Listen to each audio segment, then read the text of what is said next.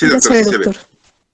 Bueno, entonces, hasta ahorita hemos visto nada más 2 medicamentos para falla cardíaca. La digoxina, que siempre debemos de saber que sus 2 efectos fundamentales son cronotrópico negativo, baja la frecuencia cardíaca. Inotrópico positivo, aumenta la contractilidad. Y que se elimina por vía renal. Por lo tanto, si tenemos un paciente con enfermedad renal crónica, no se lo podemos dar, o aguda. Quiere decir que la creatinina debe de estar normal. Si la creatinina está elevada, más de 1.2 no se lo puede dar. 2. Su vida media es larga, de 36 horas. Por lo tanto, debe darse una tableta de 0.25 miligramos, una diaria, pero descanso 2 veces por semana. Aquí el otro problema de la digoxina es que debemos también de haber su dosis. En muchos estudios se hicieron de digoxina y se veía que los adultos que se intoxicaban más son aquellos pacientes, sobre todo las mujeres, con poco peso. Porque la dosis en el adulto no dice si pesa tantos kilos, den una tableta o más, nada más dice una tableta diaria. Aquellos pacientes que tienen 50 kilos o menos, acostumbramos a darle una tableta cada tercer día, sin descanso cualquier día, o media tableta diaria, con descanso 2 veces por semana. Pero ese es si tiene menos de 50 kilos, si no, no. 2. La única indicación actual precisa de digoxina es cuando hay insuficiencia cardíaca congestiva venosa, es decir, un paciente con cardiomegalia, que tiene retención hídrica tanto pulmonar como sistémica y tiene fibrilación auricular. En los demás pacientes no los damos. Después vimos dopamina y dobutamina. Dopamina se lo damos a pacientes graves, dosis beta de 5 hasta antes de 10. De 10 o más, efecto alfa. Le calculamos la dosis y de acuerdo a la frecuencia cardíaca, la presión arterial o arritmias ventriculares le vamos aumentando o disminuyendo. Pero actualmente para subir la presión en un paciente grave que ya hidratamos, siempre y cuando primero es hidratar al paciente para mantener una buena presión. No es posible por choque séptico o otra cosa, podemos usar dopamina o norepinefrina. La norepinefrina es más fácil. 2 ámpulas, es decir, la ámpula viene de 4, 8 miligramos en 100 de solución salina al 0,9 o se llama cloruro de sodio al 0.9%. 100 quiere decir que cada milímetro de solución equivale a 0.8 miligramos. Y empezamos a 8 microdosis y de acuerdo a la presión y la frecuencia cardíaca le aumentaremos o le disminuyen o se disminuye. No crean que queremos una presión muy alta. Con que llegue, si saben 70-40, con que llegue a 90-60 es suficiente. Y inotrópico, francamente positivo, es la dobutamina. Si el paciente tiene presión alta, damos dopamina y después dobutamina. La dobutamina, las dosis 8 microgramos por kilogramo de peso es la dosis media que buscamos. Sin embargo, el medicamento que se está empleando cada vez más es el levosimendan, pero teniendo en cuenta que el levosimendan es caro, pero decir, ¿qué tan caro? Pues todo depende del poder económico del paciente. Pero una ámpula más o menos sale como 13,000 pesos, entonces sí es un poco caro para alguna, sobre todo en el sector salud, pero sí hay las ámpulas, pero sí se dan en condiciones especiales. Hasta ahí vamos. El levosimendan sí es un buen medicamento, se está empleando actualmente inotrópico positivo cuando tiene una falla cardíaca severa.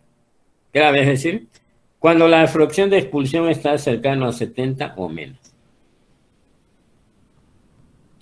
Y ahora vamos a entrar a los diuréticos.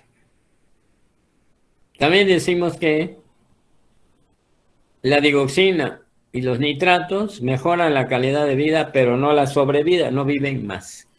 Ahora vamos a empezar los diuréticos. Diuréticos de asa en falla cardíaca.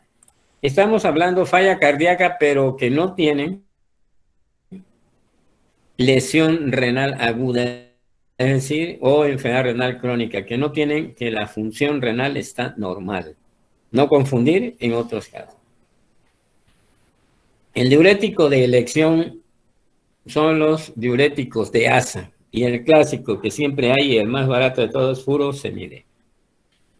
Y después, el otro grupo de diuréticos que anteriormente se llamaba ahorradores del potasio, es la espironolactona, es la que tenemos. No quiere decir que en el comercio existan otros, pero estos son los dos, furosemide y espironolactona, lo más empleados. Bien, entonces vamos a ver diuréticos de asa. El diurético de asa que empleamos es el furosemide. Furosemide. Y el diurético de asa, el nombre lo dice, ¿verdad? El furosemide actúa en el asa de Henle. Aquí dice que inhibe el cotransportador cloro-sodio-potasio en la porción gruesa de la rama ascendente del asa de Henle. Y obviamente elimina sodio y agua y también elimina potasio. Y el segundo es espironolactona, que actúa en el túbulo distal y tubo colector. Este es lo que llamamos, hasta ahorita vamos a llamar ahorradores del potasio, fundamentalmente espironolactona, que dice que inhibe la reabsorción de sodio en el tubo contorneado distal y colector, a este nivel de la nefrona. Entonces tenemos estos dos diuréticos. Dentro del grupo de los diuréticos tenemos el furosemide. El más empleado para nosotros será furosemide, ámpulas de 20 miligramos y tabletas. En el sector salud hay 40, pero en forma particular hay de 20 y hasta de 10. Pero en otros lugares emplean otros diuréticos de asa. Nosotros habitualmente empleamos furosemide. Y dentro de este grupo que se llama ahorradores de potasio vamos a emplear fundamentalmente espironolactona. Pero si leemos algunos artículos, habrá otros medicamentos que tienen el mismo efecto. Pero nosotros usamos sobre todo espironolactona, viene en tabletas de 25 miligramos y de 100 miligramos. Entonces ya tenemos dos, diuréticos de asa y vamos a ver ahorita espironolactona. Entonces los diuréticos de asa, ¿qué hacen? Excretan sodio y agua y potasio. Ese es su efecto, ¿eh? No se debe uno de... Si yo pongo furosemide, elimino sodio, agua y potasio. Eso tenemos que tener presente siempre. ¿Cuándo vamos a usar diurético? Entonces lo que queremos,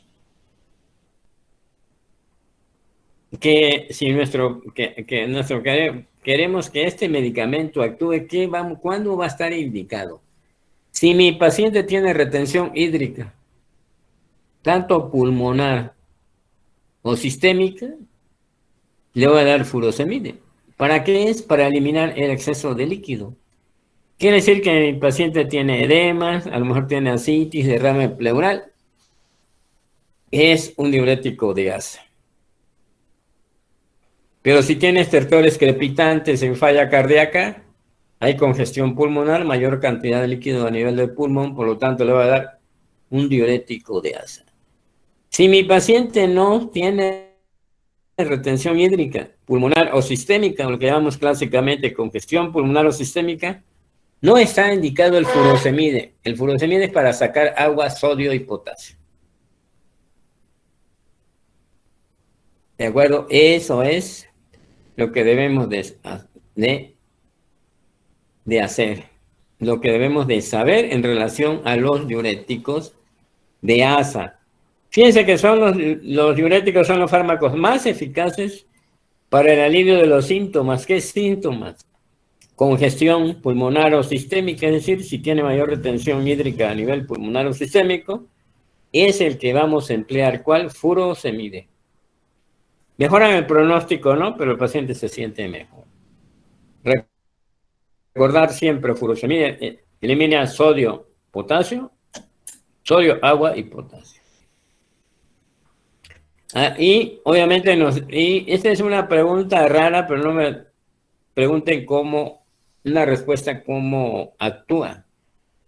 Cuando hay edema pulmonar agudo, damos unas dosis altas de furosemide. El furosemide habitualmente empleamos 20 miligramos cada 8 horas, cada 12 horas, cada 24 horas. Y en situaciones especiales como los problemas renales crónicos, damos, si hay gran retención hídrica, 40 miligramos cada 8 horas, para tener una idea de la dosis. Cuando tenemos un edema pulmonar agudo de origen cardiogénico, usamos de 80 a 100 miligramos de furosemide, es decir, 4 ámpulas a 5. Y le damos IV directo. Y todos los libros nos dicen que a esa dosis, en la insuficiencia cardíaca aguda, actúan como vasodilatadores venosos y obviamente después diuréticos. Obviamente, ¿qué hace el furosemide? Baja la volemia y por lo tanto disminuye el retorno venoso. Ahora bien, ahorradores del potasio hasta ahorita. Pero a partir de ahorita, la espironolactona, si nos llegan a preguntar cómo actúa, yo no voy a decir que es un ahorrador de potasio. Es un antagonista competitivo de los receptores de aldosterona. Esto es lo que debo de saber. Espironolactona, que es el que yo uso, es antagonista competitivo de los receptores de aldosterona. Que hay amiloride y triamterena, no lo tenemos, ¿para qué nos vamos a preocupar por él, verdad? Eso bloquean los canales de sodio controlados por aldosterona. Y espironolactona, antagonista competitivo de los receptores de aldosterona. Todos sabemos que en la enfermedad, en la insuficiencia hepática crónica, es decir, aquellos pacientes que tienen cirrosis, también tienen retención hídrica y tienen a eliminar mucho potasio. Quiere decir que tienen el potasio bajo. Y en estos pacientes usamos espironolactona, de 25 hasta 100 miligramos diarios. Entonces, al ser un antagonista competitivo de los receptores de aldosterona, retiene el potasio. Entonces ya tenemos el complemento, que elimina la espironolactona, el 5% del sodio filtrado. Fíjense, un porcentaje muy bajo. Inhibe el intercambio de sodio por potasio o hidrogeniones, por lo tanto retiene potasio. Y este es el efecto que buscamos nosotros.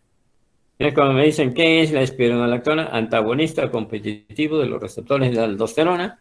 Le estaba poniendo el ejemplo de la cirrosis hepática, que llamamos comúnmente insuficiencia hepática crónica, que damos espironolactona, dosis de 25 a 100. ¿Por qué? Porque hay un hiperaldosteronismo primario y por lo tanto hay que bloquear esto. Si yo doy furosemide, elimino sodio, potasio y agua. Potasio. Si yo quiero guardar un equilibrio, tengo que dar furosemide más espironolactona. ¿Para qué? Para que el furosemide elimine sodio, potasio y agua, y la espironolactona elimine poco sodio y retenga el potasio, guardando un equilibrio y evitando la hipocalemia. Por lo tanto, si dije que la falla renal crónica, insuficiencia cardíaca, falla cardíaca, con riñón normal, si doy furosemide, lo acompaño siempre con espironolactona. Si aumento la dosis de furosemide, aumento la dosis de espironolactona. Y es la combinación que hacemos siempre cuando hay retención hídrica, furosemide más espironolactona. Dosis y respuesta. Puede ser de 20 miligramos diarios cada 12 horas, cada 8 horas, de acuerdo a la retención hídrica. Pero si mi paciente no tiene retención hídrica, es decir, no hay estertores crepitantes, no hay edema, pero tiene falla cardíaca, puedo dar espironolactona, una tableta diaria. Acuérdense que estamos ahorita, de acuerdo a la evolución de la falla cardíaca en el sistema renina, angiotensina, aldosterona. Por lo tanto, espironolactona la podemos dar en aquel paciente que tiene falla cardíaca, una tableta diaria, y nos dicen que mejora la mortalidad y la muerte súbita. Aquí lo estamos usando solo como antagonista de los receptores competitivos de aldosterona. Entonces, la espironolactona en la falla cardíaca bloquea los efectos deleterios de los niveles altos de aldosterona, se emplea dosis bajas. Si no hay retención hídrica, damos una tableta diaria. Si hay falla renal, no dar espironolactona, punto. No hay por qué darla. Fíjense bien en los estudios que se hicieron. En combinación IECAS, de los IECAS con espironolactona, aumenta la supervivencia de la clase funcional 3-4. La clase funcional 4 es relativamente porque tiene alta mortalidad.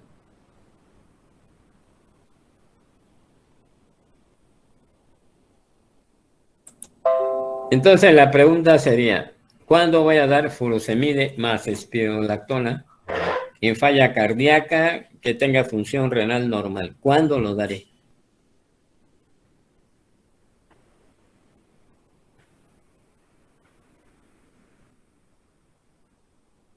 Pues cuando tenga retención hídrica pulmonar o sistémica, lo que es lo mismo congestión pulmonar y sistémica, que tenga estertores crepitantes, falla cardíaca con estertores crepitantes a nivel de pulmonar y tenga edema, que puede ser leve, moderado o grave. Dosis respuesta. Si aumento furosemide, aumento la espironolactona. La estoy empleando en este caso para que guarde un equilibrio entre la eliminación del potasio y no tenga ahí un paciente que tenga una hipocalemia severa. Y 2, espironolactona solo, sí, que tenga falla cardíaca, pero que no tenga retención hídrica. Es decir, no hay estertores crepitantes y no hay edemas a nivel periférico. Es decir, que no tenga retención hídrica. Entonces, la espironolactona solo aumenta la sobrevida del paciente. Y ahora sí, vamos a los medicamentos que están en primer lugar. IECAS o ARA2.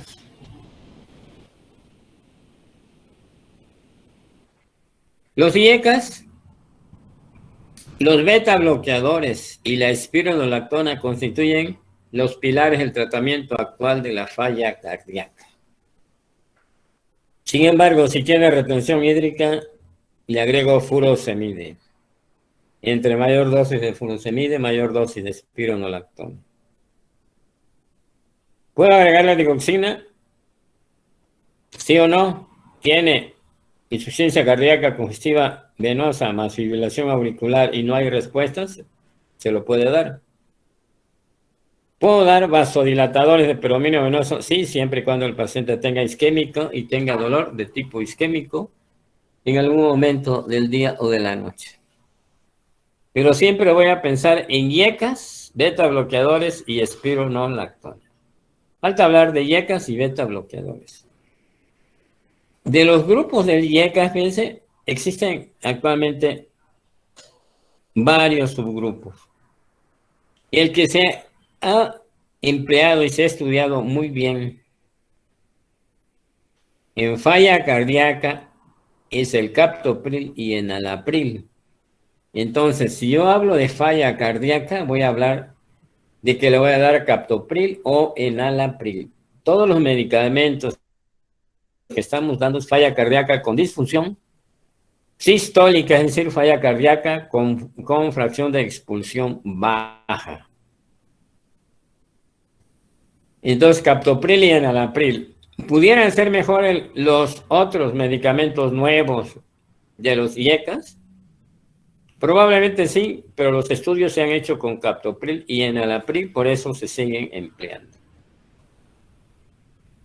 Obviamente, dosis de acuerdo a la presión arterial porque bajan la frecuencia cardíaca. Todos sabemos que los IECAs tienen 3 efectos fundamentales. Por ejemplo, angiotensina 1 y angiotensina 2 produce vasoconstricción, liberación de aldosterona, una vasoconstricción arteriolar y venular y proliferativa. Entonces, si yo empleo un IECA, voy a bloquear, va a producir vasodilatación arteriolar y venosa, antiproliferativo, pero todos sabemos que los IECAs en algunos pacientes pueden producir tos. ¿Por qué produce tos? Porque los IECAs son inhibidores de la quininasa 2, que aumentan la bradiquinina a nivel pulmonar, por lo tanto, estimulan las prostaglandinas, producen vasodilatación y por lo tanto, aumentar las bradiquininas pueden producir tos. Cuando un IECA produce tos, habrá que suspenderlo. Es decir, el paciente dice cada que tome el captopril, enalapril o cualquier IECA, me da tos. Y si eso es cierto, cada vez que lo toma hay que suspenderlo y cambiar a un ARA2. ¿Qué son los ARA2? Entonces, los IECAs, ventajas en falla cardíaca o en cardiología. Inhibe el remodelado cardíaco, remodelado del ventrículo izquierdo posinfarto, pero lo estamos viendo en falla cardíaca. Mejoran la supervivencia, mejoran la calidad de vida y mejoran las hospitalizaciones. Entonces, por eso es que los IECAs podemos emplear en cualquier clase funcional de la falla cardíaca. Los dos más usados o empleados hasta hace poco era captopril y enalapril. Todos sabemos que los IECAs producen vasodilatación arteriolar, venosa y antiproliferativa. Mejoran la supervivencia, sí, cuando se podían hacer estudios de placebo y el medicamento, claro, que en ese tiempo solo se valoró enalapril y captopril.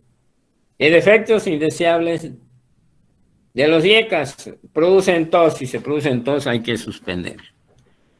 Que produzca hipotensión es su efecto que esperamos. Produce vasodilatación arteriolar y venosa. Entonces, ¿qué dosis le voy a dar en falla cardíaca si la presión está baja? Por ejemplo, captopril viene de 25 miligramos, hay también de 50, 25. Podemos dar desde media tableta diaria, media cada 12 horas o más, todo de acuerdo a la presión arterial. Entonces, ¿el IECA baja la presión? Sí. Eso es su efecto, no es un efecto colateral, ¿no? Sino para eso lo queremos.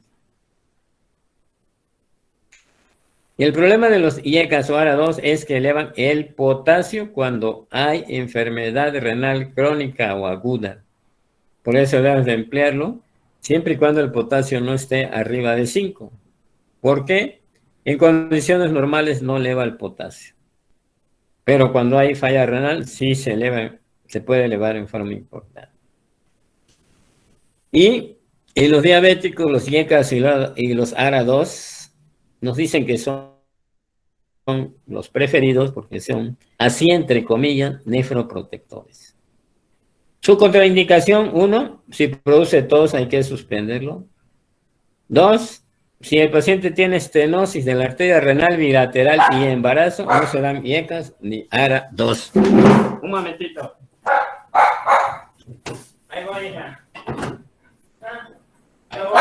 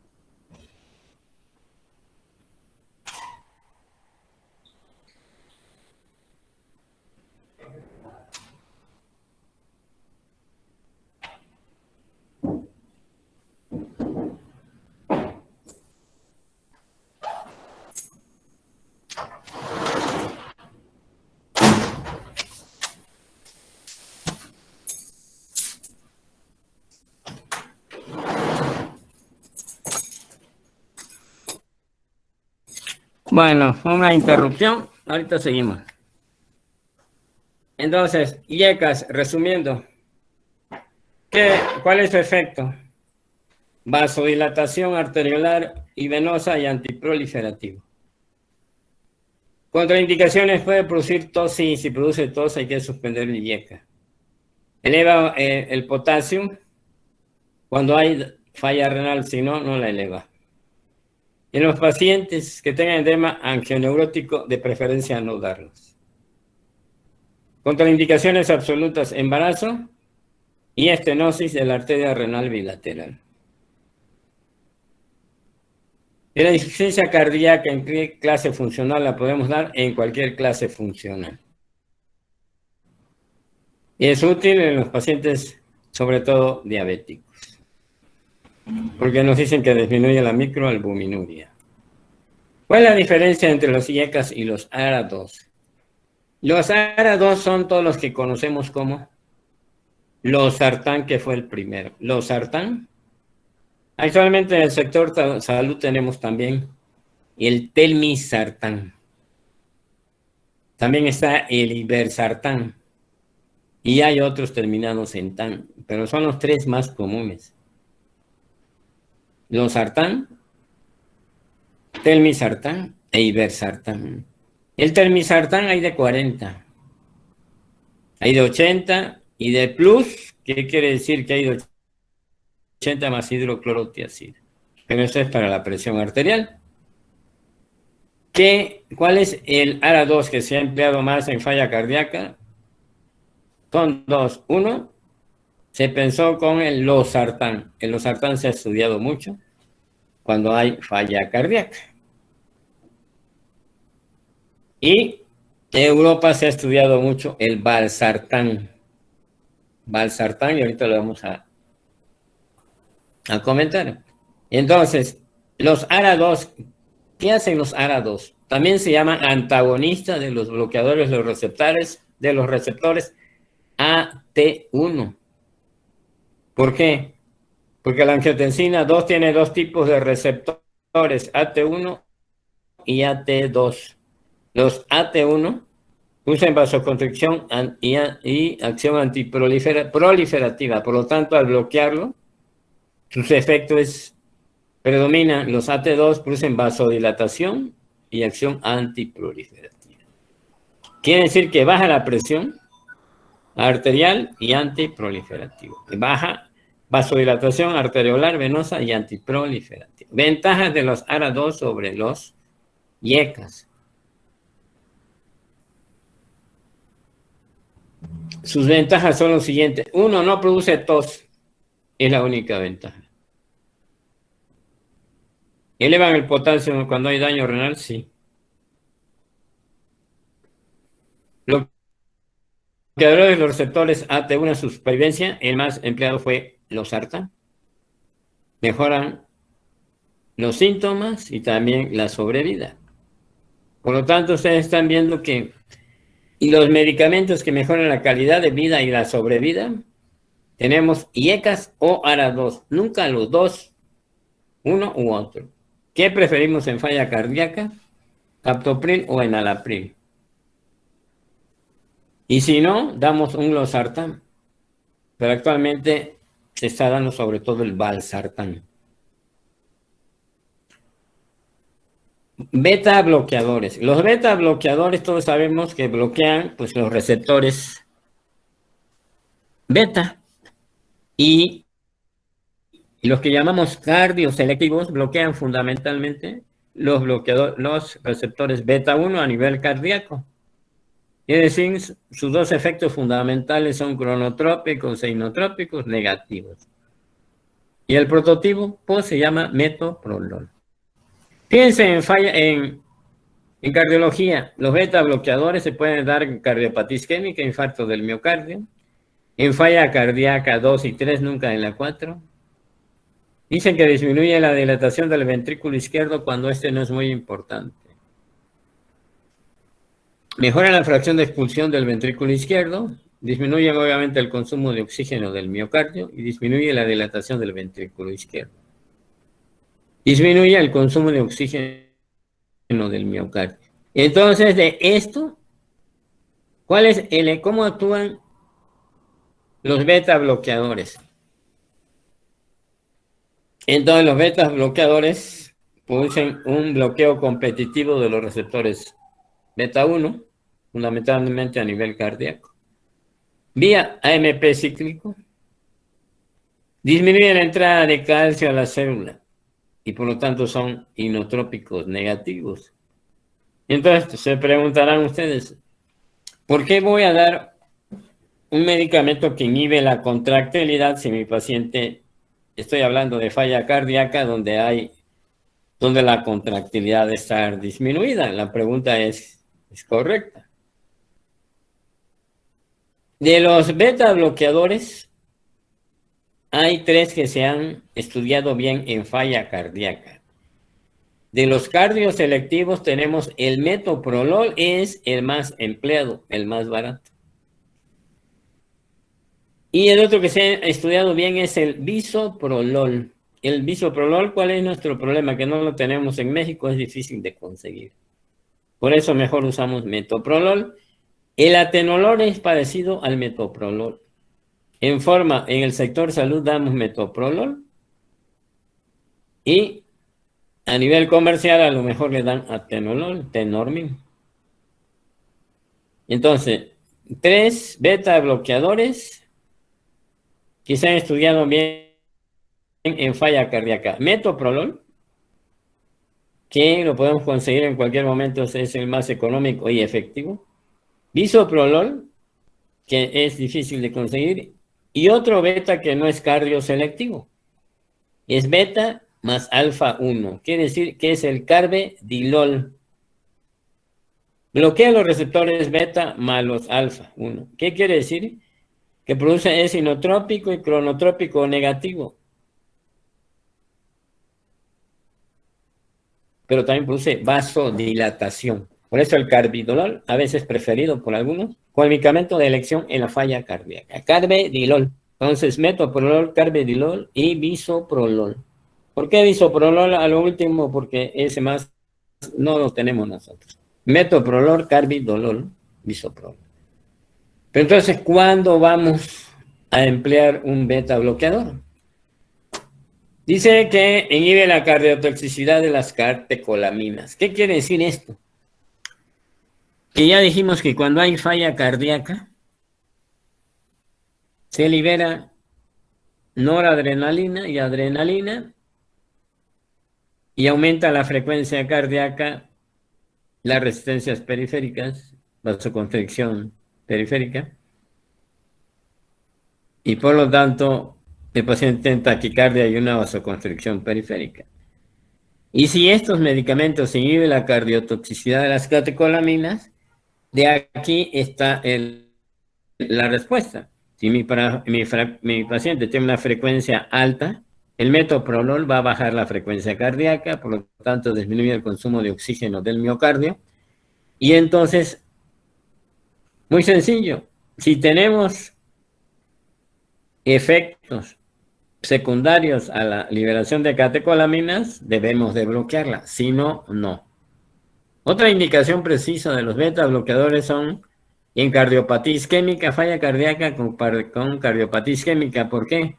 Porque disminuyen el consumo de oxígeno del miocardio. Los beta bloqueadores mejoran la supervivencia y la calidad de vida. El metoprolol solo se emplea en clase 2-3. Mejora la fracción de expulsión, la clase funcional, las hospitalizaciones y la supervivencia.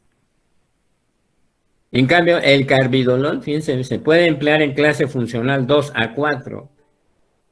Es beta bloqueador no cardioselectivo, pero produce vasodilatación. Ámpula de tabletas de 50 miligramos es la que contamos nosotros. Igual, mejoran la calidad de vida y la sobrevida. Pero los beta bloqueadores pueden inicialmente empeorar la falla cardíaca. Por lo tanto, solo vamos a dar beta bloqueadores si predominan las manifestaciones adrenérgicas. Si mi paciente tiene a tener sobre todo taquicardia e hipertensión. Si no, de preferencia, no. Si tiene cardiopatía isquémica, sí, porque va a tener dolor anginoso y va a disminuir el dolor por vasodilatación, porque disminuye el consumo de oxígeno del miocardio. Si hay arritmias cardíacas, sobre todo ventriculares, hay dos medicamentos que están indicados: beta bloqueadores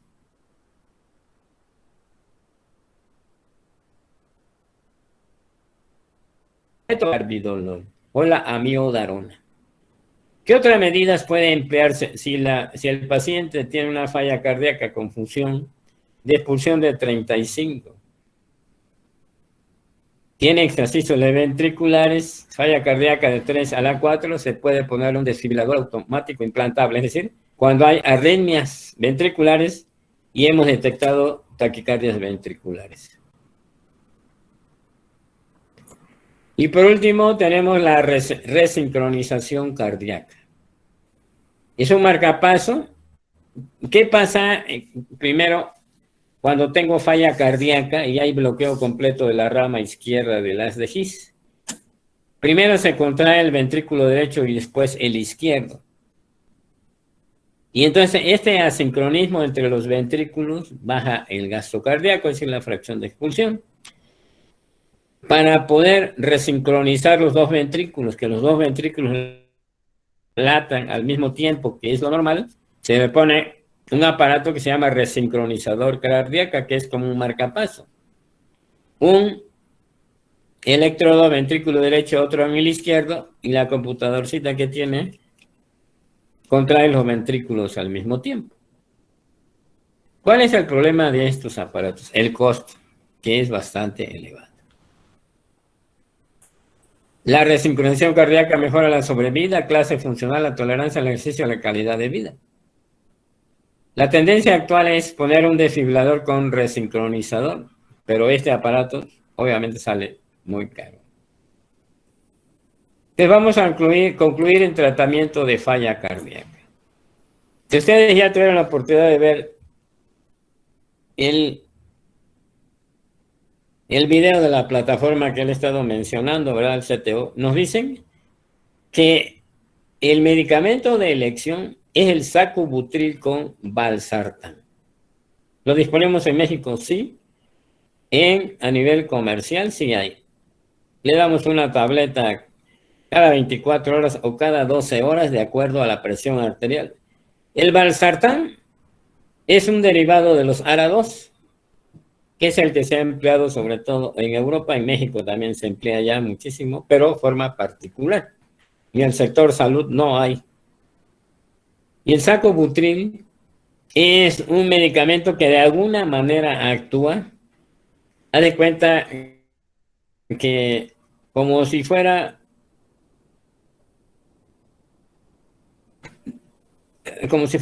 bueno, no es como si fuera, es un medicamento que tiene efectos contrarios a la aldosterona, a la angiotensina 2. Son efectos contrarios, es decir, va a producir vasodilatación y antiproliferativo. Haz de cuenta que es como un agonista del BNP, más o menos de ese grupo. Entonces, mañana vamos a seguir comentando, hacemos un resumen de falla cardíaca y terminaremos este capítulo. Nos veremos, jovenazos, hasta mañana. Adiós.